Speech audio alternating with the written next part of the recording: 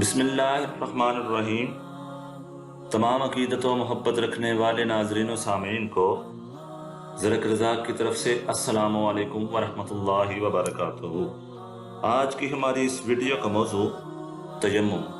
اس کلام کو تاجدار دارالحسان حضرت ابو انیس محمد برکت علی لدھیانوی قدس سر العزیز کی مشہور و معروف تالیف کتاب العمل بالسنہ المعروف ترتیب شریف سے لیا گیا۔ تو چلے آغاز کرتے ہیں۔ سب سے پہلے یہ کہ رسول اللہ صلی اللہ علیہ وآلہ وسلم کی امت کو پہلی امتوں پر کن چیزوں میں فضیلت دی گئی؟ فرمایا جناب رسول اللہ صلی اللہ علیہ وآلہ وسلم نے فضیلت دیے گئے ہم دوسری امتوں کے لوگوں پر تین چیزوں میں۔ ایک تو بنائی گئی ہماری صفیں نماز میں مثل صفوف ملائکہ کے، دوسرے بنائی گئی ساری زمین ہمارے لیے مسجد، تیسرے بنائی گئی ساری زمین کی مٹی ہمارے لیے پاک کرنے والی جبکہ ہم کو پانی نہ ملے۔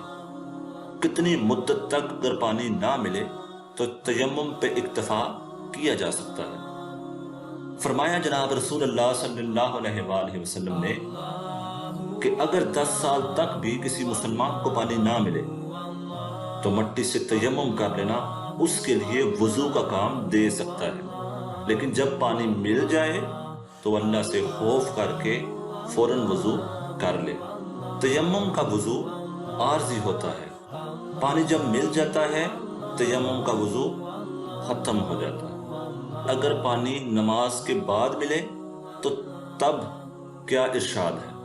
حضرت ابو سعید خدری رضی اللہ عنہ کہتے ہیں، دو شخص سفر کو چلے، راستے میں نماز کا وقت آ گیا اور پانی کسی کے پاس موجود نہ تھا، اس لیے دونوں نے پاک صاف مٹی سے تیمم کر کے نماز ادا کر دی۔ اتفاقاً نماز کے وقت ہی میں پانی مل گیا، چنانچہ ان دونوں میں سے ایک شخص نے تو وضو کر کے دوبارہ نماز پڑھ لی اور دوسرے نے نہیں پڑھی، پہلی نماز پر کفایت کی۔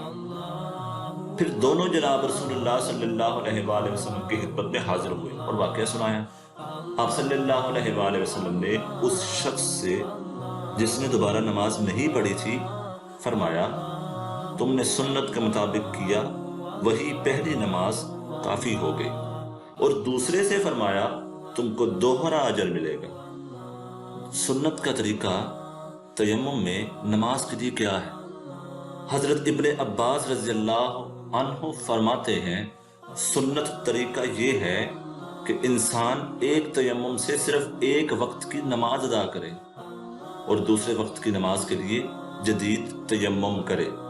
تیمم کیا کس طرح جائے؟ اور رسول اللہ صلی اللہ علیہ وآلہ وسلم کی حدیث مبارکہ سے اس کا کیا طریقہ کار ملتا ہے؟ فرمایا جناب رسول اللہ صلی اللہ علیہ وآلہ وسلم نے تیمم میں 2 ضربے ہیں، ایک کوہنیوں تک دونوں ہاتھوں کے لیے اور ایک چہرے کے لیے۔ حضرت عمار بن یاسر رضی اللہ عنہ سے منقول ہے کہ حضور اقدس صلی اللہ علیہ وآلہ وسلم نے مجھے کسی ضرورت کے لیے روانہ فرمایا، راستہ میں مجھے غسل کی ضرورت ہو گئی، غسل کے لیے پانی میسر نہ آیا، اس لیے میں مٹی میں ایسا لوٹ پٹ ہوا جیسا جانور لوٹتا ہے۔ واپس آ کر حضور اقدس صلی اللہ علیہ وآلہ وسلم کی خدمت میں حاضر ہو کر واقعہ عرض کیا۔ آپ صلی اللہ علیہ وآلہ وسلم نے فرمایا، اس طرح لوٹنے کی کیا ضرورت تھی؟ تمہارے لیے اتنا کافی تھا کہ اپنے ہاتھوں سے اس طرح کر لیتے۔ یہ فرما کر حضور اقدس صلی اللہ علیہ وآلہ وسلم نے دونوں ہاتھ زمین پر مار کر کوہنیوں تک ہاتھوں پر اور چہرے پر مسح کر لیا۔